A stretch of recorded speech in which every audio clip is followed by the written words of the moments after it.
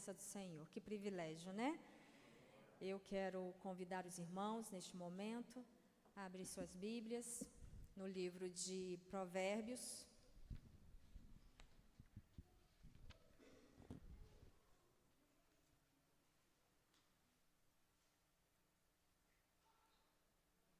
No capítulo 11.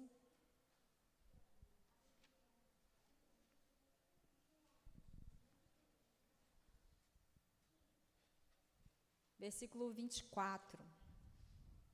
Provérbios 11, 24 diz assim: a quem dá liberalmente, ainda se lhe acrescenta mais e mais. Ao que retém mais do que é justo, ser-lhe-á em pura perda. E aqui está, né, algumas coisas, eu acho que muitas coisas, né, poderíamos dizer, né?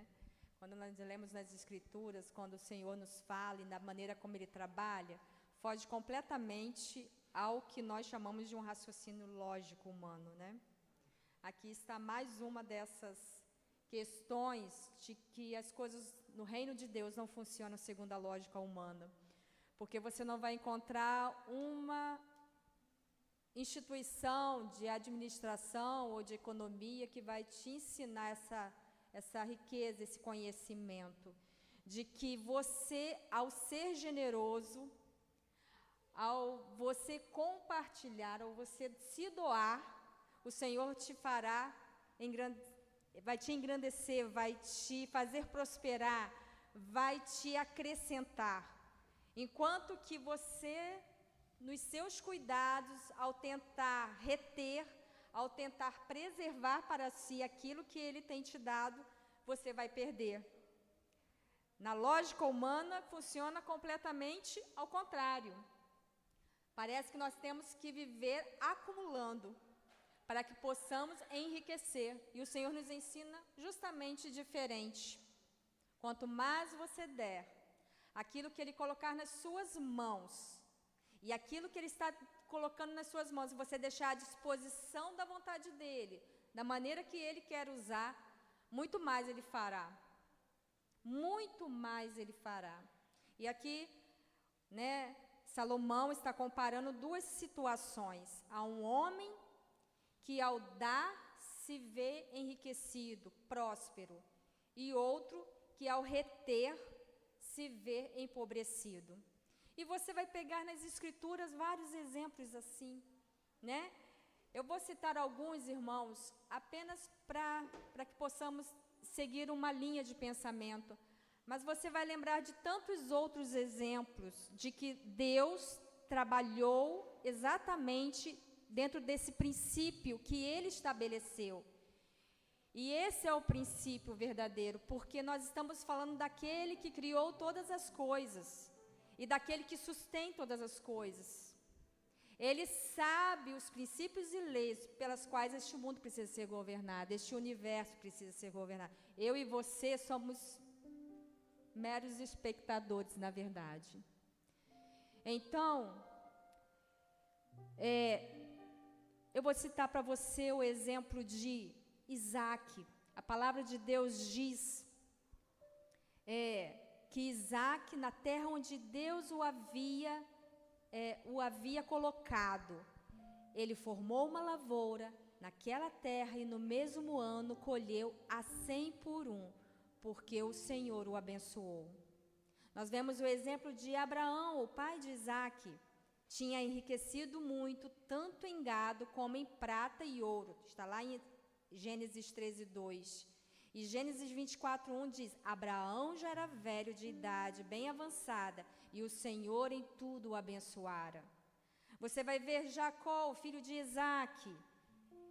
Jacó ficou extremamente rico, tornando-se dono de grandes rebanhos de servos e servas, camelos e jumentos.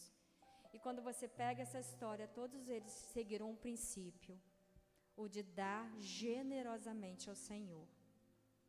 Muitos dizem que o dízimo foi estabelecido na lei, né? Não, muito antes disso. Esses homens seguiram o princípio que o Senhor estabeleceu e foram enriquecidos. E não estou apenas falando em bênçãos materiais. Irmãos, você vai ver isso na vida de Salomão, você vai ver isso na vida de Jó, você vai ver na vida de tantos servos. Mas o que esses homens eram enriquecidos, o que esses homens tinham de mais precioso era um relacionamento com Deus.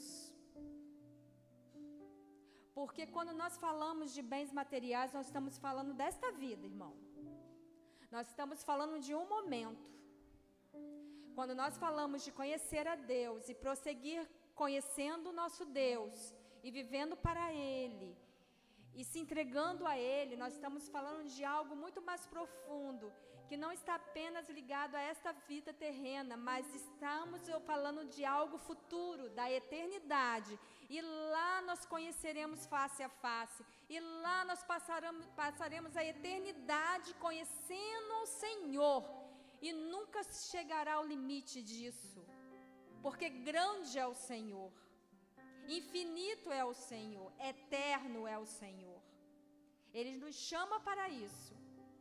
Eu não estou falando de prosperidade material, essa também o Senhor está nos prometendo, que nada vai nos faltar. Essa é a promessa. Aquilo que nós necessitamos, aquilo que nós precisamos, o Senhor nos suprirá, quando nós buscamos Ele em primeiro lugar. Mas eu estou falando de algo muito mais profundo, de um relacionamento verdadeiro com Deus, porque a palavra de Deus também diz, lá em Jeremias 9:23, assim diz o Senhor, não se glorie o sábio em sua sabedoria, nem o forte em sua força, nem o rico em sua riqueza. Mas quem se gloriar, glorie-se nisto, em compreender-me e conhecer-me, pois eu sou o Senhor e ajo com lealdade, com justiça, com retidão sobre a terra, pois é destas coisas que me agrado, declara o Senhor. E por que nós precisamos compreender isso?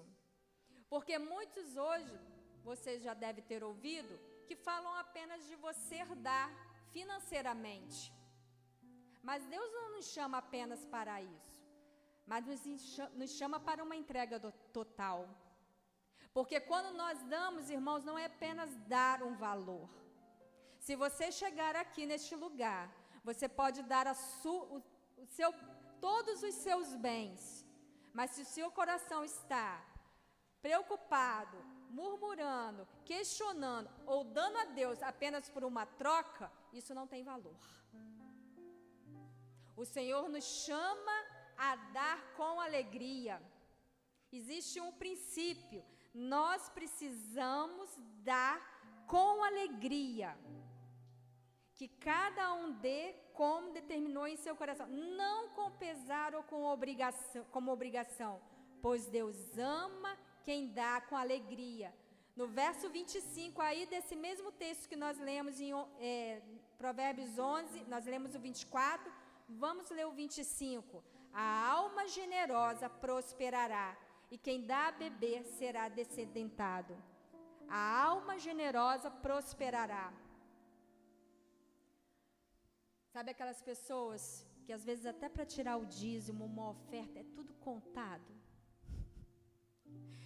Irmãos, para pensar o quanto de oxigênio você recebeu hoje. Já pensou se o Senhor também tivesse te dado contado? Como que você continuaria a respirar se você usou um pouquinho mais de oxigênio do que deveria?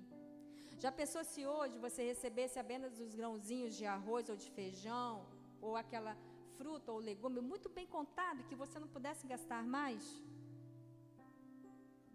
Você já ouviu, às vezes, até de alguns lugares onde as coisas são tão contadas, porque o governo faz assim com as pessoas, e como elas vivem em miséria.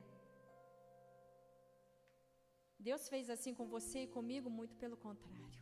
Pense nas bênçãos do Senhor. O Senhor tem sido generoso para com você e para comigo. Se você colocar na ponta do lápis, você começar a refletir sobre as bênçãos do Senhor, o Senhor tem te guardado, tem te amparado, tem te dado um trabalho, recursos, tem te suprido de tudo que você precisa. E se você parar para pensar, você tem até mais do que você realmente precisa para sobreviver cada dia. Muitas têm as bênçãos, mas a maior bênção que Ele tem nos concedido, que Ele nos concedeu, foi naquela cruz, enviando o seu próprio Filho. E se Ele nos desse essa bênção, irmãos, pare para pensar. Se o Senhor hoje te desse dado a você e a mim a bênção da salvação e de saber que depois dessa terra nós reinaremos com Ele eternamente, isso já seria motivo de glorificarmos o Senhor todos os dias de nossa vida e vivermos com alegria na sua presença. Isso Ele já nos deu e tem nos suprido a cada dia de tudo que precisamos. Podemos glorificar esse nosso Deus que é tão fiel e pedimos que Ele também nos torne fiel, para que possamos servir a esse Deus com generosidade e com alegria, do jeito que Ele determinou. A palavra de Deus diz, eu encerro essa palavra, lá em Deuteronômio 28, 47. Deus fala das bênçãos e das maldições, de coisas que aconteceriam ao povo de Israel. Isso sempre vem ao meu coração, porque às vezes nessa terra nós achamos que temos tantos motivos para reclamar, não é? Tantos motivos para questionar. Tudo nós fazemos questão. A palavra de Deus diz lá em Deuteronômio, depois que ele cita todas as coisas, ele diz assim, ele tinha dado aquele povo, ele estava para fazer esse povo adentrar a terra prometida, ele estava levando para uma terra que manaria leite e mel, e assim ele cumpriu todas as suas promessas, como diz lá em Josué, a cada campanha que foi feita, ele foi honrando aquele povo. E ele diz assim, quando isso acontecer, uma vez que vocês não serviram com júbilo e alegria ao Senhor, ao seu Deus, na época da prosperidade. Eu separei só este versículo, sabe por quê? Que ele estava dizendo àquele povo que ele daria e cumpriria todas as suas promessas. Mas porque aquele povo não o reconheceria e não o serviria com alegria e bondade de coração, todas aquelas outras maldições viriam para a vida daquele povo. E quando você lê as Escrituras, foi assim. Irmãos, nós não somos chamados apenas para bater ponto, ou para fazer rituais, ou cumprirmos deveres. Nós somos chamados a um relacionamento de alegria diante do Senhor. E de reconhecimento que todas as coisas que temos e que somos pertencem ao Senhor. E que assim possamos ser, em nome de Jesus. Amém?